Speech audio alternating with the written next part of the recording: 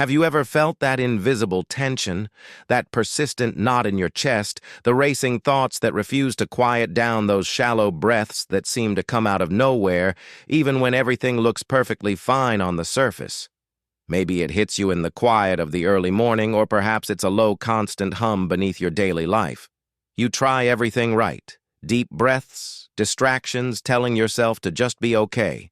But deep down, you know it's still there. And then the cycle begins.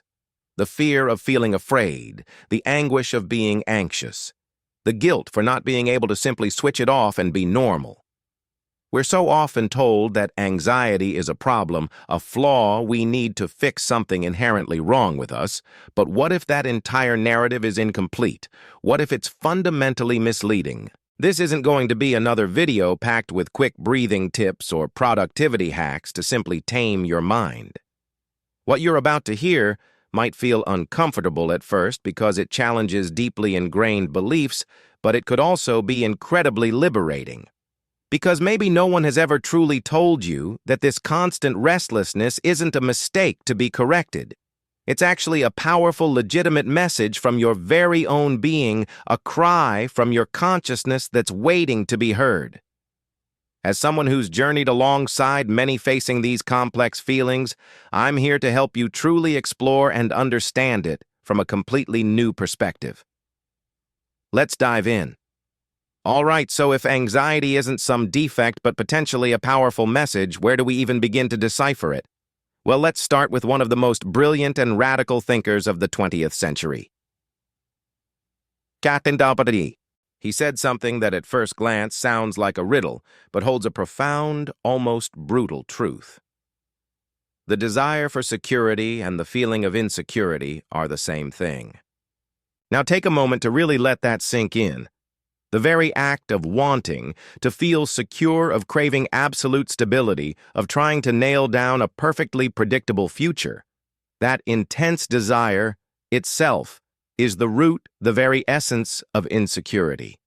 It's paradoxical, isn't it? The more fiercely we grasp for emotional stability, for certainty in life, the more anxious we ironically become.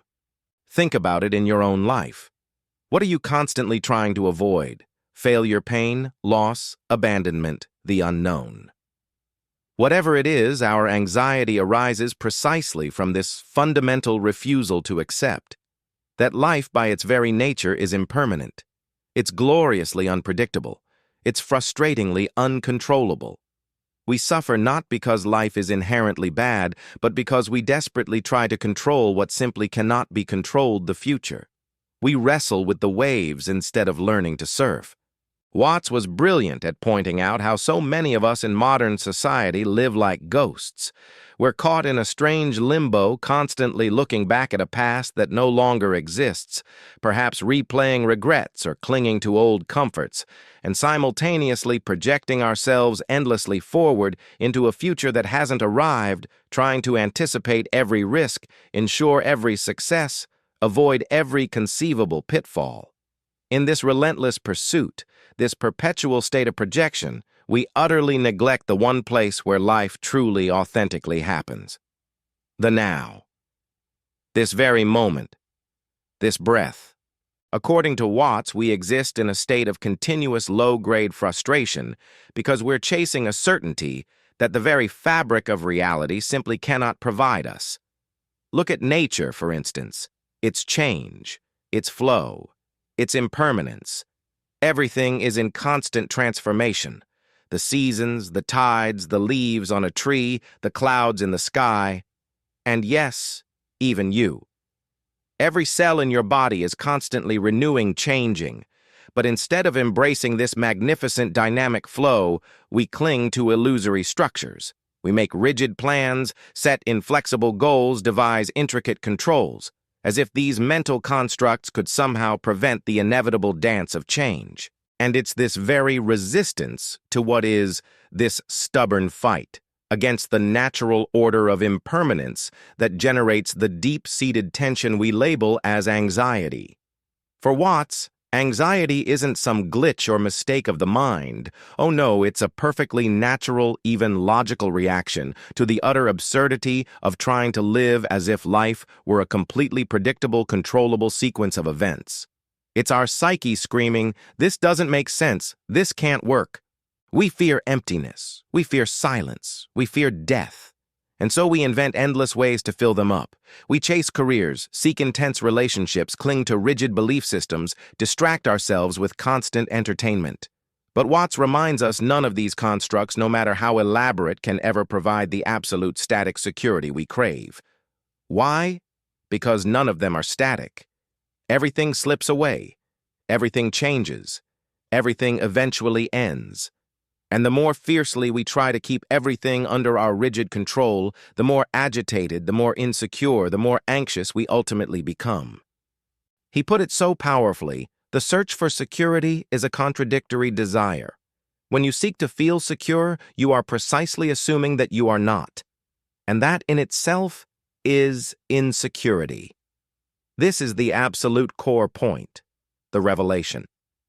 Anxiety does not come from reality itself. The world simply is. It comes from our futile attempt to deny that reality. We want to control the waves instead of learning to surf them.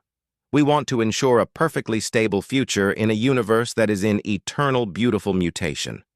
And in this desperate, exhausting process, we actually cease to truly live. Indeed, according to Watts, the more you try to meticulously plan your entire life, the more you lose touch with real life itself, which, remember, only exists in the present moment. And here's Watts' final liberating blow. There is no possible liberation, no true freedom, no lasting peace while you insist on resisting the now. It is only when you deeply, profoundly accept the inherent instability of existence, that everything flows, everything changes, everything ends, that your mind can finally begin to relax. Anxiety in this context doesn't dissolve through brute force or by desperately trying to escape it. It dissolves through understanding.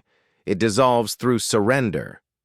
But if the root of our anxiety lies in a mind that refuses to truly live in the present, what happens when we look beyond the mind to the very physical body we inhabit?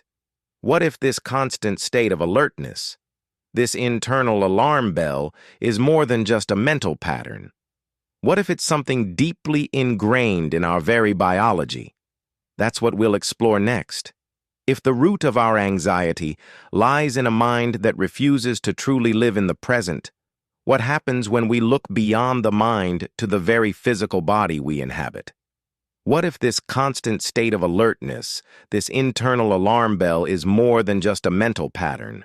What if it's something deeply ingrained in our very biology? That's what we'll explore next. To help us understand this, we turn to another brilliant mind, a neuroscientist who radically changed our understanding of stress, Robert Sapolsky. In his groundbreaking book, Why Zebras Don't Get Ulcers, Sapolsky presents us with a deeply unsettling yet incredibly illuminating truth. He begins with a brilliant provocation. Why do wild animals like zebras rarely get ulcers or suffer from chronic stress-related diseases, while we as humans are plagued by them? The answer, he reveals, is elegantly simple. Animals in the wild activate their stress response system only when faced with real, immediate physical danger. Imagine a zebra grazing peacefully, then suddenly a lion leaps out from the tall grass. In that instant, the zebra's entire body goes into total emergency mode. Adrenaline surges, cortisol floods the system, its heart pounds ferociously, muscles tense and prime for flight or fight. Every single physiological resource is diverted to immediate survival. But here's the crucial part. The moment the lion is gone, either the zebra escapes or it becomes dinner. If it escapes, the system shuts down. The body immediately returns to a state of balance, of calm. The stress response is acute, intense, and temporary. It was designed for short-term life-or-death sprints. Now let's compare that to you in your daily life. You're likely not running from any predators. You're not being chased across a savanna. Yet your body often acts as if you are. You might be lying in bed at 3 a.m. staring at the ceiling, your heart pounding.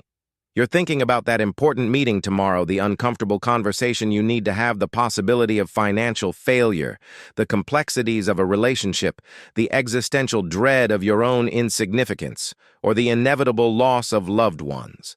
And what happens? Your body responds with the same ancient primal cascade: rapid heartbeat, shortness of breath, clammy palms, tense muscles, insomnia, digestive issues. And here's the worst part: this cycle repeats. Not for a few minutes after an actual threat, but every day. For weeks, for months, for years. Your brain is in a state of constant low-grade alert, never having the immense relief that the danger has passed. You see, your human brain, in its deep ancient layers, doesn't know the difference between a charging lion and an upsetting email. It reacts the same way. The alarm keeps ringing day in and day out. Sapolsky shows us that our highly sophisticated human stress system was brilliantly designed by evolution to solve immediate physical problems. It was meant to help us escape a bear or mend a broken bone. But we in our modern world have hijacked it. We've repurposed this incredibly powerful biological machinery to deal with abstractions, social expectations, perceived failures, emotional insecurities, unresolved traumas, existential dilemmas, the relentless stream of notifications and deadlines. The result: our body literally short-circuits.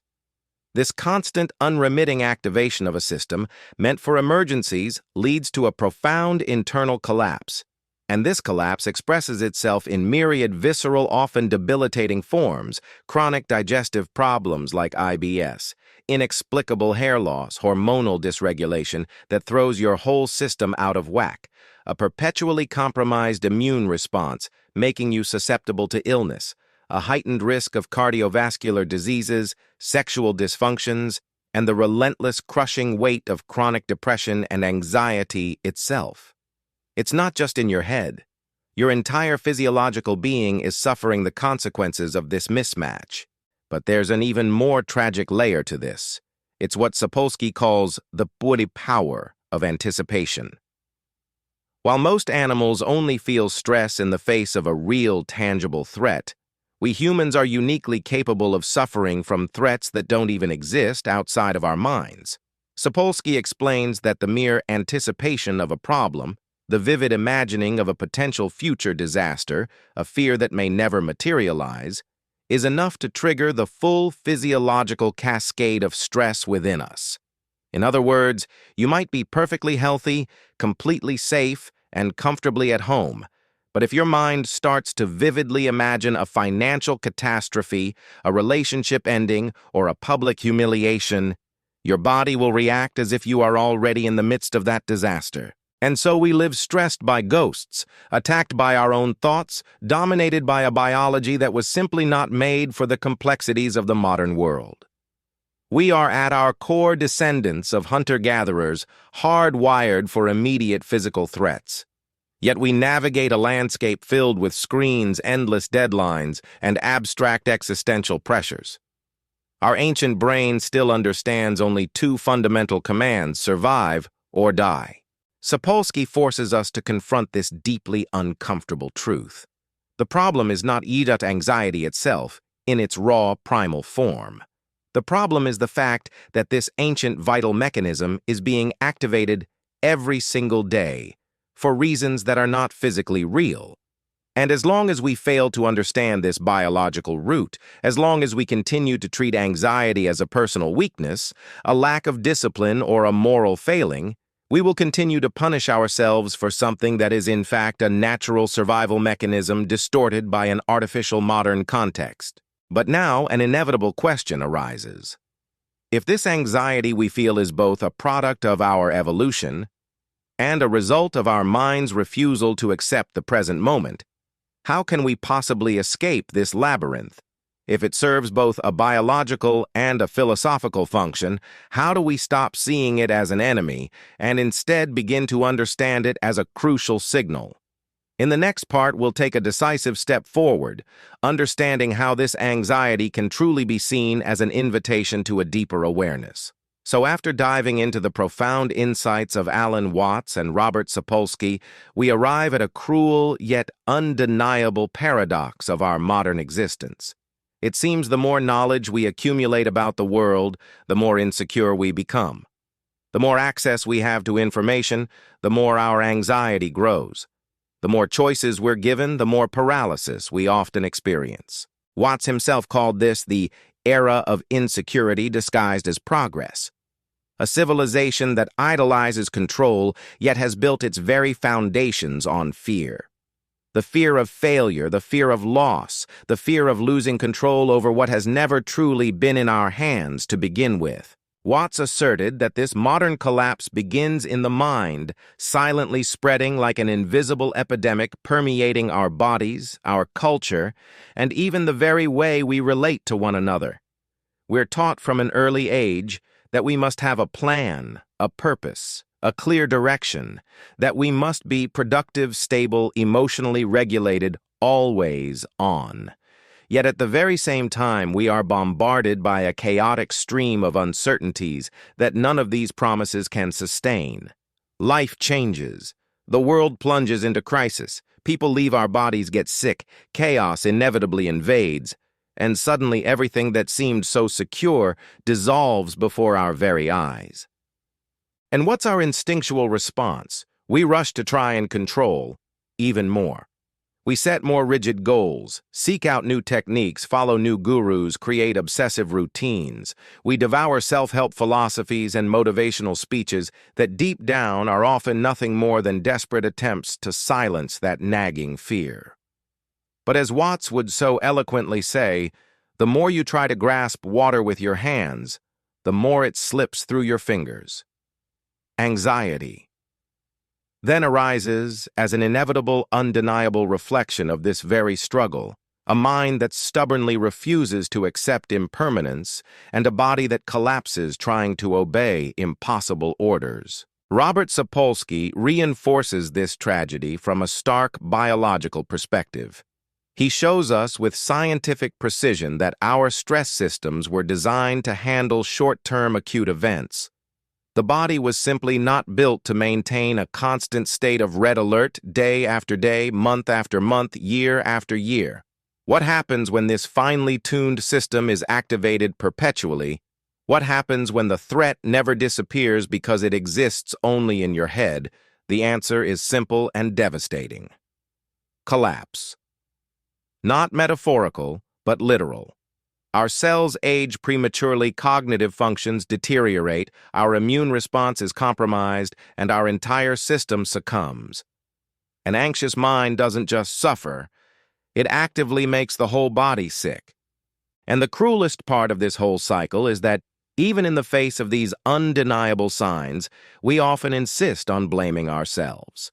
We believe that anxiety is a personal weakness, that stress is a lack of balance, that we just need more willpower, more discipline. Nothing could be further from the truth. Nothing could be more destructive to our well-being. Both Watts and Sapolsky, from their vastly different disciplines, converge on one central, undeniable point: resisting the nature of life. Whether that nature is psychological impermanence or biological response, creates suffering. And this suffering manifests precisely as chronic anxiety, as existential exhaustion, as that deep, inexplicable emptiness you feel but cannot quite name. But what if we stopped resisting? What if instead of continuing to fight against anxiety with every fiber of our being, we began to listen to it? What if this constant state of tension, this internal alarm, were not a disease to be eradicated, but a language?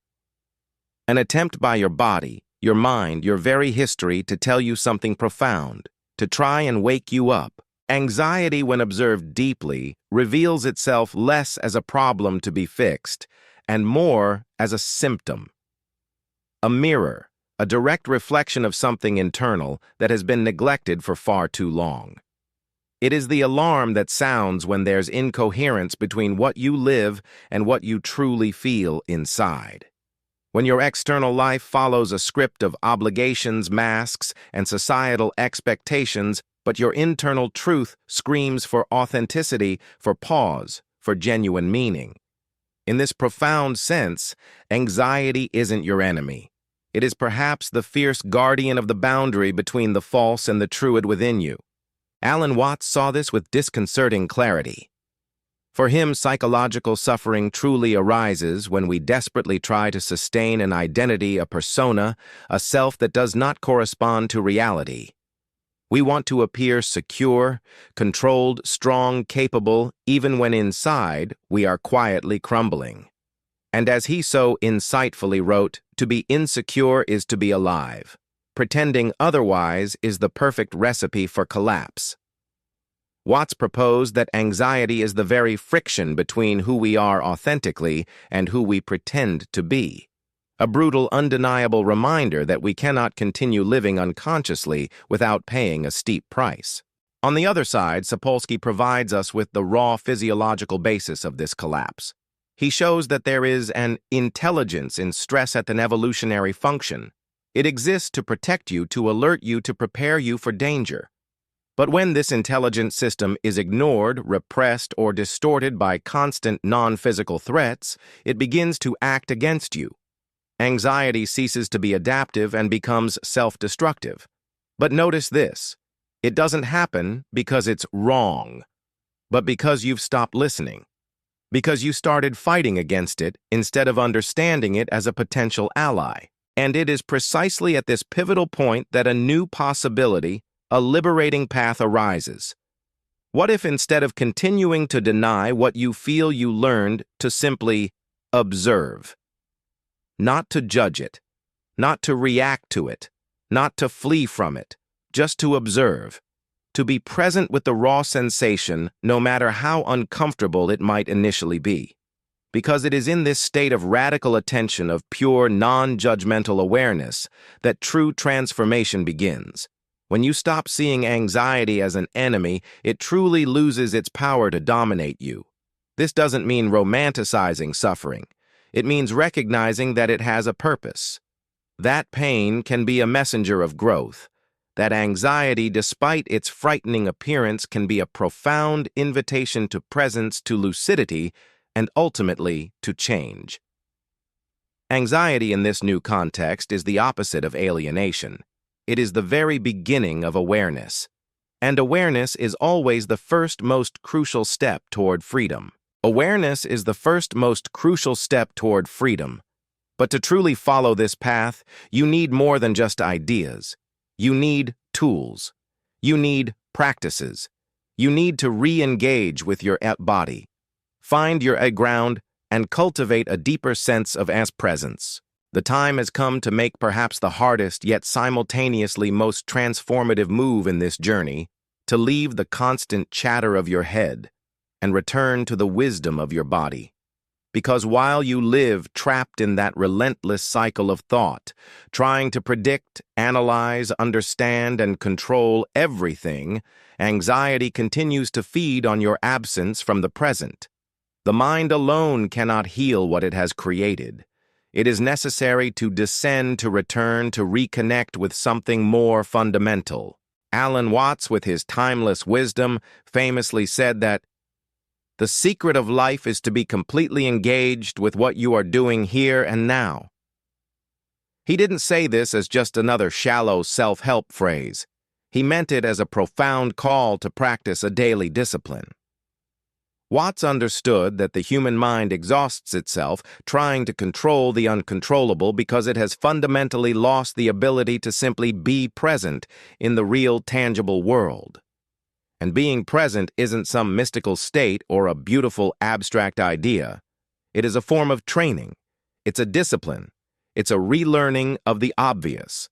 And this is where Robert Sapolsky's scientific insights become our powerful ally, not an obstacle. Sapolsky shows us that physiological stress, the very physical manifestation of anxiety, can be profoundly alleviated with simple yet not superficial actions. Think of these as direct antidotes to the body's chronic alarm state. First, conscious breathing. It's not just a relaxation technique. It's a way to directly reprogram your autonomic nervous system. By consciously prolonging your exhalation, you send a direct signal to your brain that the danger has passed. It's a subtle yet powerful switch. Try this right now. Inhale slowly for a count of 4, hold for 2, then exhale slowly for a count of 6. Even just a few rounds of this can begin to deactivate that survival mode. Sapolsky explains that practices like this have a direct measurable effect on cortisol and adrenaline levels, the very hormones that fuel chronic stress. Next, moving the body. Exercise, a brisk walk, dancing, stretching, even just shaking out your limbs, any form of physical activity helps to literally discharge the tension and excess energy accumulated from prolonged stress. Your body was built to move to react physically to threats. When you move, you complete that ancient stress cycle signaling to your system that the threat has been dealt with. Then, prioritize good sleep. It might seem obvious, but consistently high-quality sleep is non-negotiable for regulating your stress system. Without it, your body is perpetually in a state of deficit, making you more susceptible to anxiety. Also, allow for pauses. In our always-on world, we rarely create space for true stillness. Schedule short, intentional breaks throughout your day. A few minutes of quiet looking out a window or simply doing nothing can reset your nervous system. Express emotions. Don't bottle things up. Find healthy, constructive ways to express what you're feeling, whether through talking to a trusted friend, journaling, or creative outlets. Repressed emotions are like internal pressure cookers. And finally, cultivate secure bonds. Connection with others is a fundamental human need. Healthy, supportive relationships act as a powerful buffer against stress and insecurity. Our nervous systems are wired for co-regulation. Genuine human connection is a potent antidote to isolation and anxiety. But beyond these specific actions, there is something even deeper, a practice that integrates all of this: radical observation.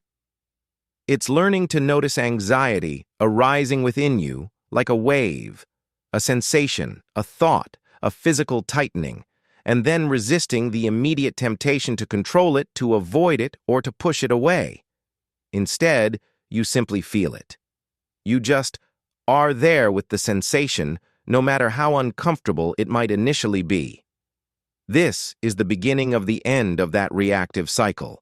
This is when you begin to train what psychology calls emotional regulation, but which Watts might prefer to call surrender to reality. It's the moment when you become larger than the emotion, not because you've mastered it, but because you've fully embraced it. Being truly present means resisting the relentless compulsion of the future.